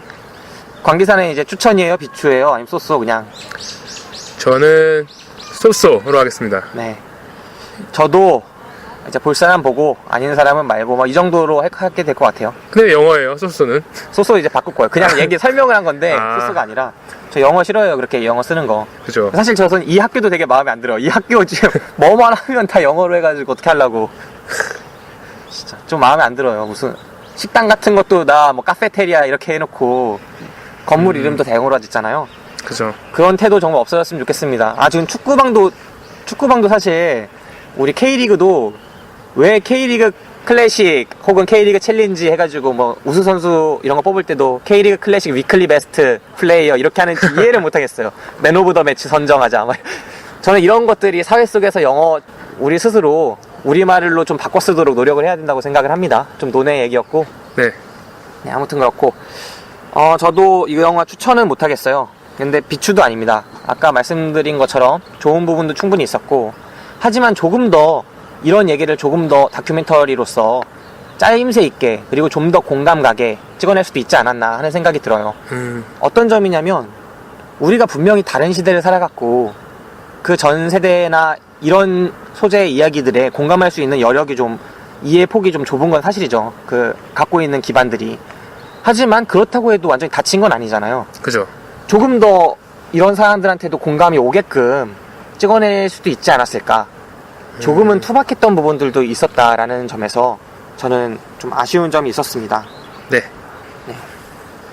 한 가족의 비틀린 순간들을 찾아가는 과정이 설득력이 그래도 있었고 또 애니메이션 스타일을 약간 삽입했던 부분이 있잖아요. 그 가족끼리 식사하는 장면에서 처음에 엄마랑 딸들이 있는 장면에서 배경이 네. 좀 멀어지면서 아. 약간 스타일 있게 찍어낸 장면도 있었고 네. 또 대역 배우들이 그 14살이나 할아버지 때 연기하는 배우들을 삽입했던 장면이나 장면 재현 장면이나 그다음에 이메일 자막이 계속 삽입되잖아요. 그죠. 그 이메일 자막 그거 좀 전 참신하더라고요. 네. 이해도 되게 잘 되고 오히려 그런 이메일 자막을 통해서 이렇게 이끌어가는 연출 기법 같은 것도 좀 인상적인 부분들이 있었습니다. 그리고 또 공감의 정도가 아까 말씀드린 것처럼 좀 떨어지는 부분이 조금은 아쉬웠는데 영화를 보기 전이랑 보고 난 후에 특정 세대를 바라보는 이해의 폭이 그래도 약간은 좀 네. 넓어졌다는 생각이 들었어요. 그리고 그것만으로도 이 영화 가치가 어느 정도 있다고 생각을 합니다. 네. 좋은 말씀이네요. 네, 추천 비추 이건 둘 다 아니고요. 저희 둘 관기사랑 김기사 모두 그걸로 오늘 영화에 대한 소개는 마치도록 하겠습니다. 그리고 다음 볼 영화 예고를 드려야 되는데 저희 다음 볼 영화는 박 기사가 저한테 명확하게 말해주진 않았어요. 원래 박 기사가 정해야 되는데 명확하게 얘기를 안 해주고 출장을 가갖고 아직까지 얘기를 안 해주고 있습니다. 그런데 전에 이제 좀 흘린 바로 박 기사가 지나가는 말로 흘린 바로 어메이징 스파이더맨 2는 꼭 봐야겠다 이런 얘기를 한 적이 있어서 딱 그 어메이징 스파이더맨 2가 이제 다음 녹음 올라갈 때쯤에 개봉을 하더라고요. 그래서 그 영화로 정하도록 하겠습니다. 다음 볼 영화는 어메이징 스파이더맨 2고 혹시 관계사 그 스파이더맨 시리즈 이런 거 좋아해요? 저는 엄청 좋아하죠. 저는 좋아요? 히어로물은 네. 다 챙겨보는 편이에요. 아, 근데 개인적으로 어메이징 스파이더맨은 재미없었어요. 원은 재미없었어요? 네. 그 감독이 아마 마크 웹인가 그랬던 걸로 아는데 500일의 썸머 봤어요? 네, 제가 되게 좋아하죠. 그 영화 연출했던 감독이 마크 웹이에요. 아. 저는 다른 장르긴 한데 네. 근데 전 마크 웹이 처음 어메이징 스파이더맨 그거 연출한다고 했을 때 저는 되게 잘 골랐다 생각이 들더라고요. 이름이 웹이잖아. 아. 스파이더맨 웹이잖아, 그물. 아. 왜 그래. 호응을 해줘야지. 게스트 주제에 지금 너. 호응이 힘들어요. 네. 아무튼 뭐 어메이징 스파이더맨 저는 원도 안 봤는데 이번에 원을 보고 가야 될 것 같아요. 아무래도 2를 보니까. 약간 전 스파이더맨이 네. 원래 있던 스파이더맨이 3까지 나왔었잖아요. 네네. 근데 그렇게 뭐 싫어하진 않았는데 네. 그래도 1은 좀 좋아했거든요. 그러니까 2, 3는 그래도 좀 이렇게 좋아하는 편이 아니었는데 네. 그 스파이더맨의 묘미는 주인공이 약해야 돼요. 잘생기면 안 돼요. 토비 맥과이였나? 걔가 네. 되게 얼빵한. 얼빵하고 좀 잘생기지 않고 네. 아, 이번에 맞아 바뀌었네. 앤드류 네. 가필드인가 뭔가 그게 거의 바로. 뭐 어메이징 스파이더맨 보면 스파이더맨이 약간 아이돌이에요. 아 그래요? 네. 보면 되게 잘생기고 아 저는 안 봐가지고. 예. 강인하고 그래서 제가 생각했던 스파이더맨이 아니라서 싫어했던 것 같아요. 그 여배우도 좀 바뀌었던 것 같은데. 여배우도요. 예. 원래 여배우가 이름 까먹었네. 걔 옛날에 뱀파이어 그 뭐였냐? 뱀파이어와의 인터뷰에 나왔던 커스틴 던스트. 걔가 아마 여배우였을 텐데. 전 배우가 바뀐지도 얼마 전에 알았어요. 며칠 전에. 어메이징 스파이더맨 배우가 바뀐지. 네. 아무튼 이 영화 관계사가 볼 때는 좀 더 저보다는 이런 영화 좋아하니까 어떤 점을 좀 본다면 기대하고 볼 것 같아요. 히어로물은 네. 기대하고 보는 게 없어요. 저는. 어떤 점에 기대하고 보는 거 이런 거 없어요? 네. 히어로물은 네. 그냥 마음이 힘들고 사회가 뒤숭숭할 때 예. 그냥 마음 편하게 예. 등 탁 붙이고 그냥 무당탕탕해지는 걸 화면들을 보는 거죠. 아버지의 이메일 이 영화 속의 아버지가 이 네. 히어로물 좀 보셨어야 했는데 갑자기 너무 막 드립니다. 이렇게 드립니다. 네, 그럼 아무튼 여기서 저희 13회차 방송이죠. 13회차 방송 아버지의 이메일 당일 배송 영화방의 13회차 방송 아버지의 이메일 녹음을 마치도록 하겠습니다. 네, 오늘 나와주신 관계사 정말 고마웠고요. 관계사 이제 마지막으로 이제 인사하죠. 청취자분들께. 오늘 처음 나왔는데 누가 되지 않았나. 무슨 누가 네 잘했어요. 그래서 정말 좋은 기회였고 다음에 또 불러주신다면 네. 좀 준비해서 열심히 한번 해보겠습니다. 네, 다음에 또 게스트로 나올 수도 있는 거니까. 네. 네. 저희 13회차 방송 여기서 마치도록 하겠습니다. 많은 청취 바라고요. 별점이나 또 별점 말고 뭐 줄 수 있더라? 하트 뭐 이런 거 눌러주고 댓글도 많이 써주세요. 저희 소통하는 방송 되고 싶습니다. 이 방송 들을까요, 근데? 아버지의 이메일인데. 아버지 이메일. 사실 이게 익숙한 영화가 아니고 아직 개봉도 안 한 데다가 개봉을 해도 많이 상영관이 있을 것 같지가 않아요. 별로 안 들으실 것 같은데 그래도 좀 들어주셨으면 하는 바람이 좀 있습니다. 좋은 영화, 어느 정도는 좋은 영화인 것 같아요. 저희 추천은 안 했지만 그런 영화인 네. 것 같고. 네, 여기서 저희 방송 마치도록 하겠습니다.